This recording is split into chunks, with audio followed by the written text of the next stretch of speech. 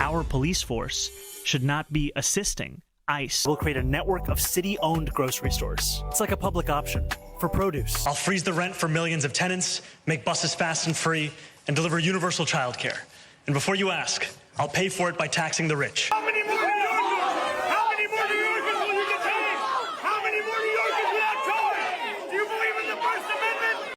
So that, just for starters, on the big list for Zohran Mamdani, touching on some of his socialist policy proposals as he runs for mayor of New York City.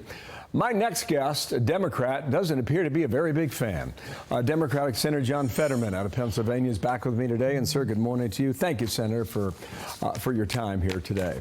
I want to play a clip from this week, okay? Ken Martin is the head of the DNC. This is on PBS on Wednesday. Here was the question and the answer about Mamdani's record about Israel. Just watch here. What about concerns from some of your Jewish colleagues in particular about him not outright condemning the phrase globalize the intifada in a recent interview? There's no candidate in this party that I agree 100% of the time with, to be honest with you. There's things that I don't agree with Mamdani that he said. We win by bringing people into that coalition. And at the end of the day, for me, that's the type of party we're going to lead. We are a big tent party. Well, that's kind of mushy, I think. You know, even in politics, it's kind of a mushy answer. He did not condemn the question as it was posed. What do you see as the problem with Mamdani as it may affect the Democratic Party? Well, I mean, for me, clearly, the GOP are now going to use him as their tentpole of messaging for the new upcoming elections for that.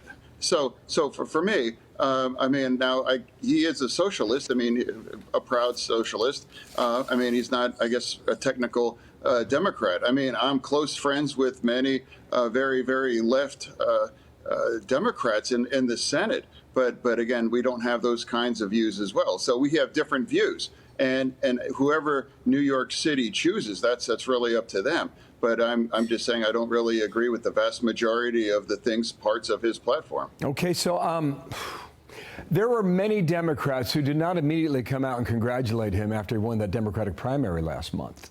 But we can put the endorsements that have come on for Mamdani. And I can tell you, after living here in New York, you just get the sense, Senator, over the last couple of weeks, that like the grease on that wheel is turning, you know, very slowly, but it is turning.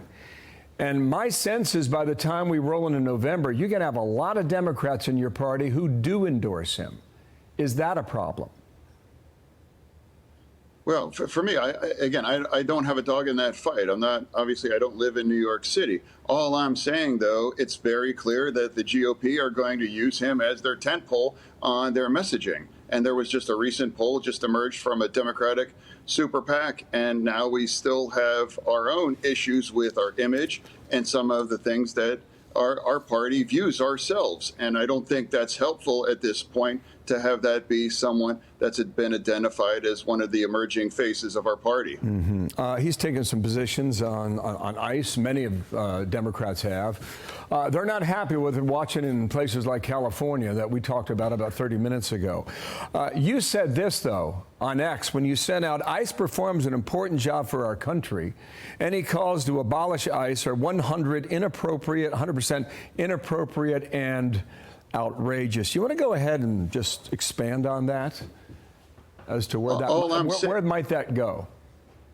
All I'm saying is this: I'm a Democrat and I'm proudly very, very pro-immigration. I'm saying let's protect the dreamers, and I don't want to go after hard-working workers in a lot of our different industries now. And now President Trump is now even talking about developing some kind of a program to allow that things. I'm saying we should round up and deport all the criminals. Absolutely, I support that. You know, I'm a Democrat. I also want to secure our border. And then I think there are two things that must be true: a secure border, and now we have to deport all of the criminals. And I don't believe, we should be going after otherwise law-abiding, hard-working migrants that are very important part of our economy. Have you seen the video of California that's on screen now? So that video clearly showed, it was in Texas a few days ago, it's now in California. What do you think about those who are trying to obstruct ICE and the operations now? Again, I of course, I'm not a part of that, and I would never support if anyone is trying to block, things like that, and that's actually dangerous for everybody involved on those things. And again, for me, as a Democrat pro-immigration, it's like absolutely we should just be focusing on rounding up all the criminals and deport them, and we need to make sure our border is secure. And I do believe, and I've consistently believed that we should also protect the dreamers and workers that are in very important parts of our... I understand your position, yeah. Just one last question on that. How nasty do you think this could get now that in the big, beautiful bill, you're going from 5,000 ICE agents to 15,000? And those on the far left are going to be ready for those raids even more so than they have been already.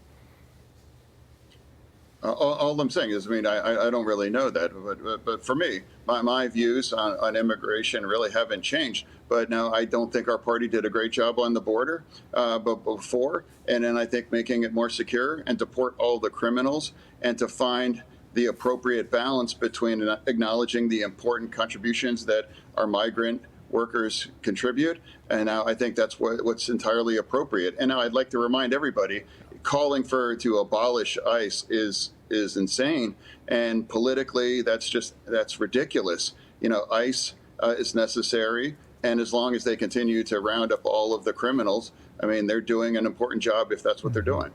Got it. Senator, thank you for coming back. John Fetterman, the Democrat from Pennsylvania. An independent voice, we will say. Have a good weekend, sir. Thank you. Thank you. I'm Steve Ducey. I'm Brian Kilmeade. And I'm Ainsley Earhart. And click here to subscribe to the Fox News YouTube page to catch our hottest interviews and most compelling analysis.